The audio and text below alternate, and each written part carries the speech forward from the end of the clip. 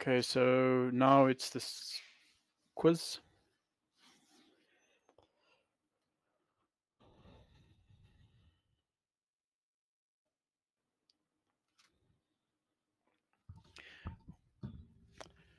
Which variables poses block scope? Okay, so which variables possess block scope? Const input is equal to.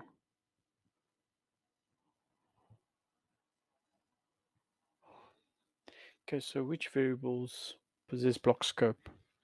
Const input is equal to 8. Const control valve is equal to input divided by 2 plus 3.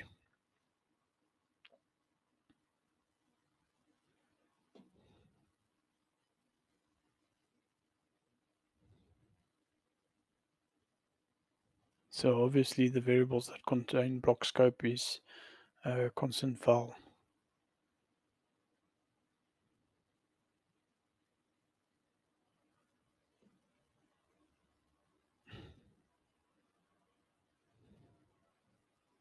Number phase control val.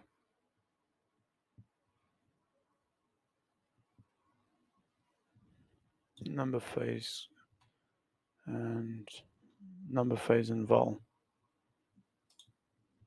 That's it. Okay. Right. What will be the output of this code? Let's say hello equal hi there. Can't say goodbye. Can't speak Italian. No parameters. Say hello, see ya. Console.log say hello. Console.log say goodbye. And then the speak Italian is called. So speak Italian, which is the function, but the say goodbye is not. Yes, you see, the problem is say goodbye hasn't been reassigned within the block scope, so it's not going to run. So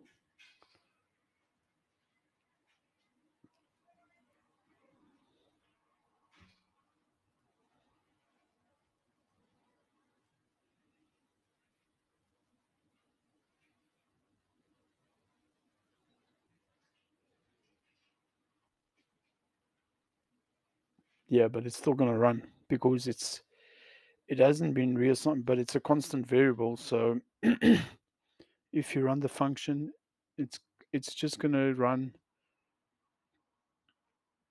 Sailor has been reassigned, so see ya, goodbye. That's what it's going to be. Okay, so what is a globally scoped variable? A variable that is defined in a function, a variable that is accessible to any part of the program, a variable that is accessible in a block and only inside a block, a variable that is also a parameter,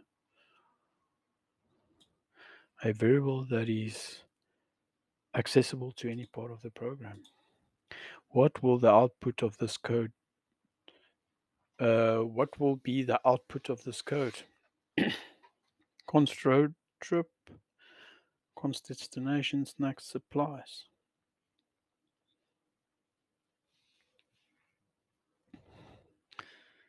Console.log next stop destination.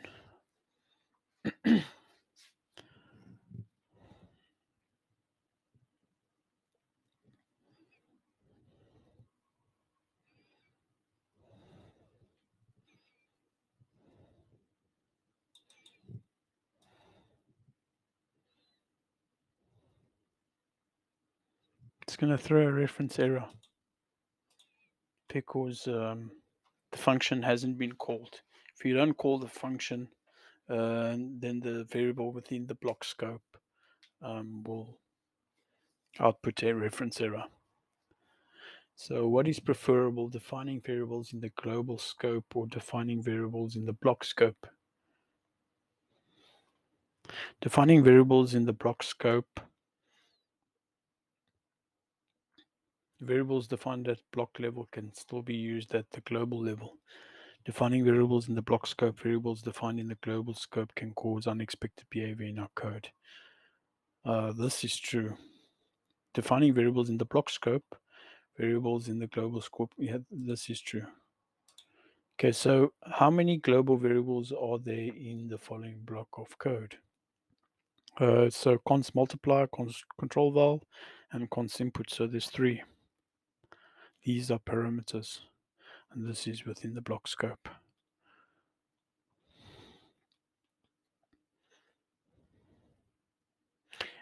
You see, the question is wrong. It says how many global variables are there in the block, the following block of code.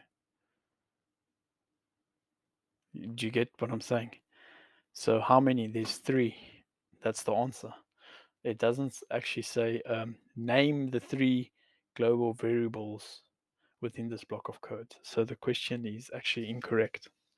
But yeah, we all make mistakes. It's all right. At least we get the question like when we're looking at the answer, but you get what I'm saying. So multiplier, control val, input. But I must say, Codecademy is doing a fantastic job. They've got great course content. They're one of the best. I'm sure they're the one, probably the best platform out there. I use them and I do videos on their content because they just doing a phenomenal job. Really, they're probably hiring the best developers and working with the developers and getting as much content out there as possible. So yeah, no, they're doing a fantastic job in comparison to other platforms out there that don't really add value and they steeply priced and all of it. So it's input, control val, multiply.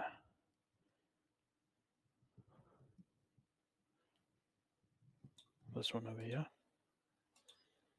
Okay, so which best defines a variable with block scope? A variable that is available outside of block scope. A variable that is defined within a block and only available inside the block. A variable that is available throughout the program. A variable that is available within a function. A block and only available inside the block.